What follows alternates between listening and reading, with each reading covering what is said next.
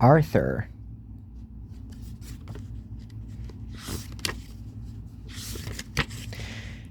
This is a story about Arthur, a proud tank engine. He arrived on the island of Sodor with a spotless record, but soon found himself in a sticky situation.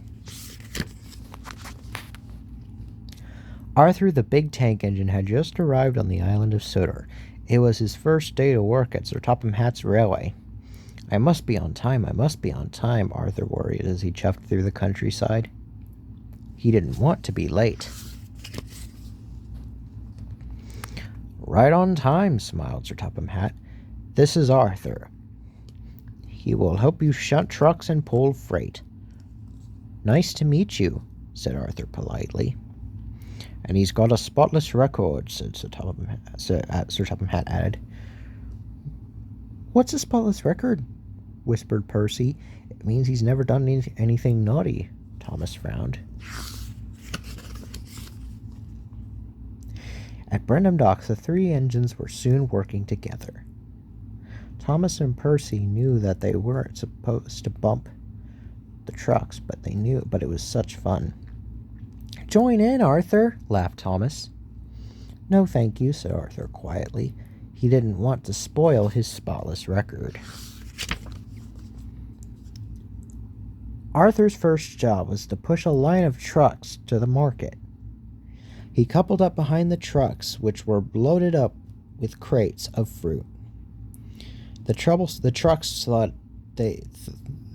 though were not behaving themselves, and they sang to tease Arthur. Root toot toe. Come on, let's go. The fruit's going moldy 'cause you're too slow. How rude, huffed Arthur. The truck's singing gave Thomas a naughty idea. Sir Topham Hatt doesn't like the trucks singing, Thomas said. You must tell them to stop. Thank you, said Arthur. I will. Arthur puffed steadily out of the docks. The trucks will cause trouble for Arthur if they're not allowed to sing, laughed Thomas.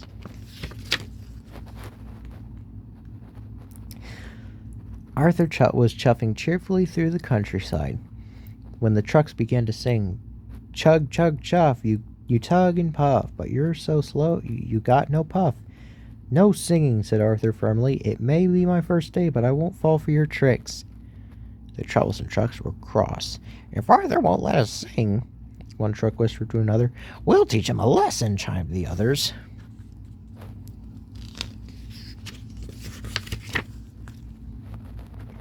The troublesome trucks put on their brakes and made their wheels screech and squeak along the tracks. Arthur struggled over bridges and huffed and puffed through tunnels. When poor Arthur got to the top of Gordon's Hill, the trucks whooshed down the other side, laughing all the way. Suddenly, Arthur's driver spotted a red signal at the bottom of the hill. He put on the brakes. But Arthur couldn't stop in time.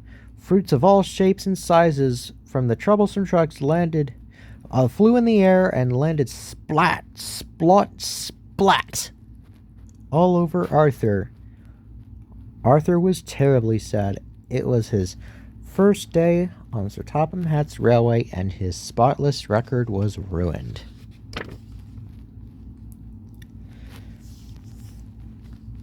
Soon Sir Topham Hatt arrived. What has happened here? He said crossly. The trucks were singing, said Arthur.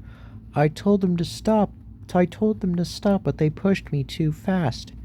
Please, sir, it's my fault, Thomas said sadly. He told Sir Topham Hatt what had happened. Your record is still spotless, Arthur, said Sir Topham Hatt. Thomas, clear up this mess at once. Soon Harvey arrived with the breakdown crane and lifted Arthur back onto the rails. Thomas stayed behind to help the workmen clear the track. It took a very long time to clear up the sticky mess, By the time Thomas slowly puffed slowly home, it was dark. When Thomas arrived back at Tidmouth Sheds, Arthur's crew had cleaned the squashed fruit from his funnel. Arthur looked spotless and sparkled from buffer to dome. "I'm sorry I played a trick on you," said Thomas. "That's all right," said Arthur. "Thank you for telling the truth." "Well, I never had a spotless record to ruin," smiled Thomas. From that moment, the engines knew they would become best friends. The end.